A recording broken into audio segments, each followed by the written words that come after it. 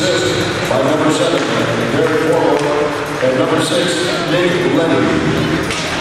Rico, Perreault, and Leonard.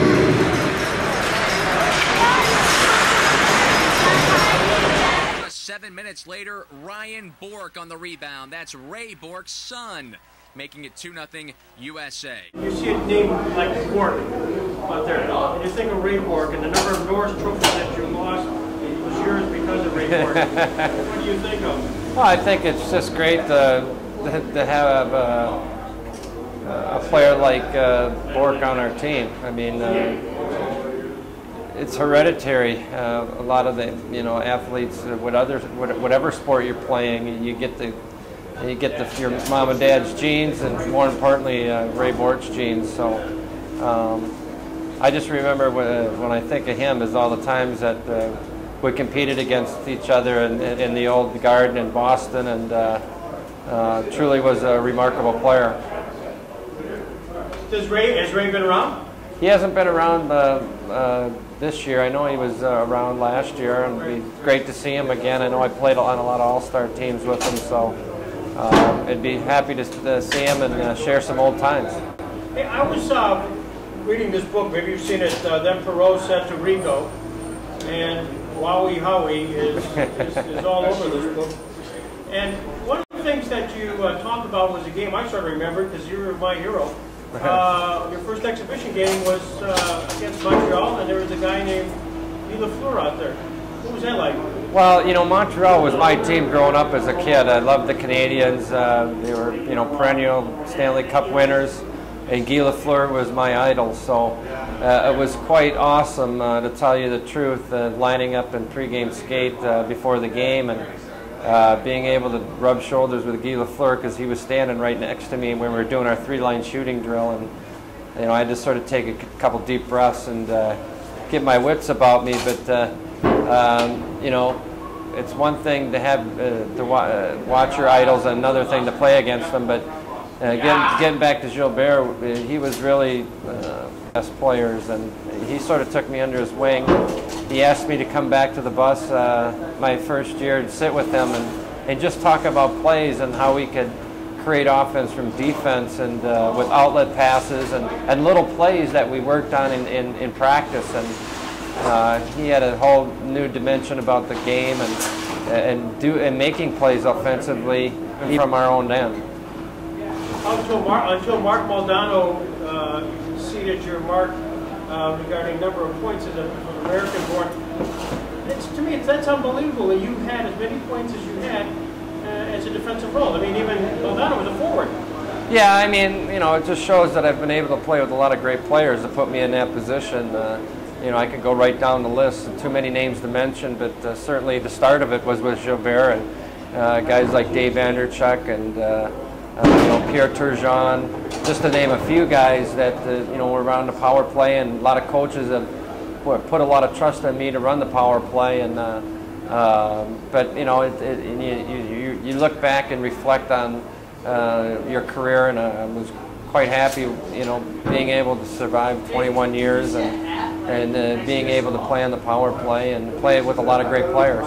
When you got drafted by the Sabres, was that a surprise for you that Scotty would go after you? Yeah, I was sort of surprised, because it was, I think I was going to be going in the 9th round pick to Washington or Calgary at that time. Those were the teams that I heard that were going to pick me, and of course Scotty picked me, and along with Seymour and Nordy Knox, gave me a chance to play in the NHL, and I'm forever grateful for that.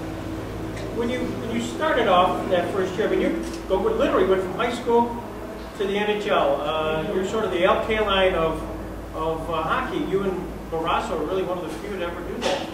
If you had to do it all over again, would you feel like you would need any seasoning? Clearly your success would lead one to believe otherwise, but I mean, that's a big jump.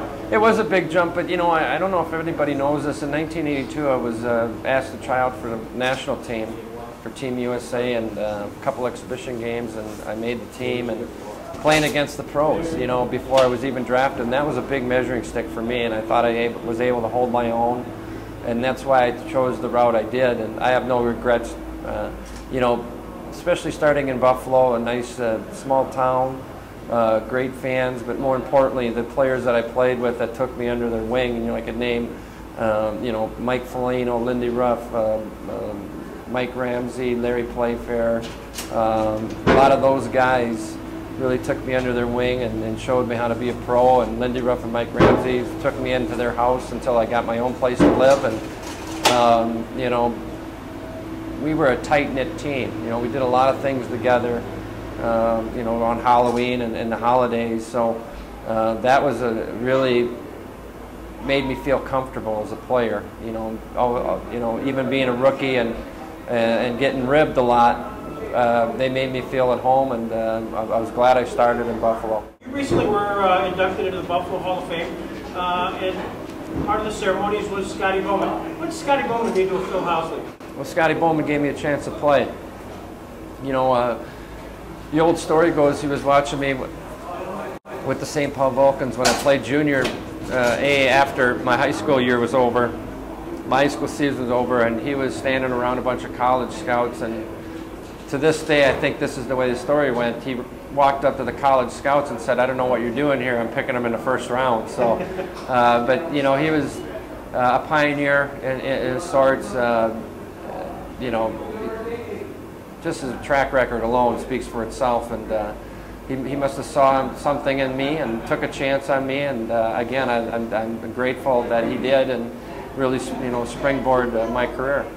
Being such an offensive defenseman, did you learn much just from a technique perspective from a Gilbert Perreault, who was still obviously on the team when you were there, but sort of the latter part of his career? Well, I just learned that positional play. Throughout my career and all the coaches I've had a great experience of different methods to coaching and position.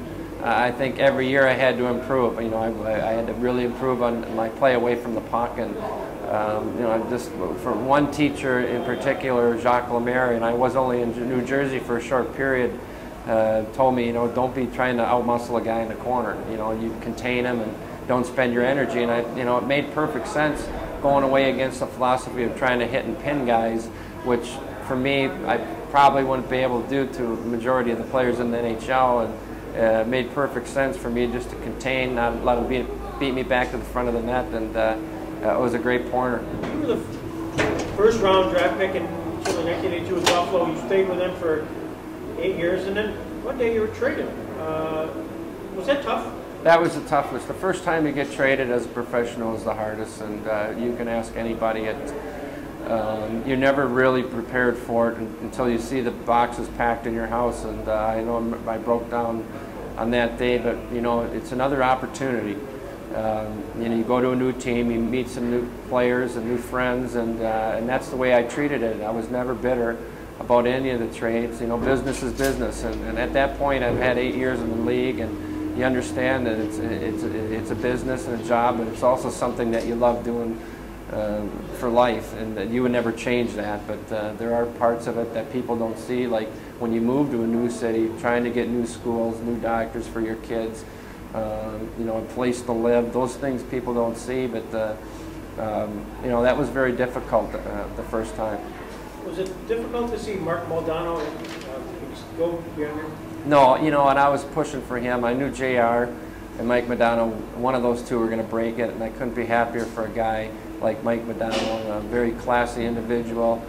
He's going to carry the torch now, and I couldn't see anybody else carrying that top scoring for an American plateau than Mike Modano. And, I was there wishing him well when in a celebration in Dallas. When he was in Minnesota, again, we had a celebration, so I'm very happy for him. He's had an outstanding career. I just want to say Jamestown's an excellent city, a great facility here. We were happy to come over here and play Norway, and the result was always great.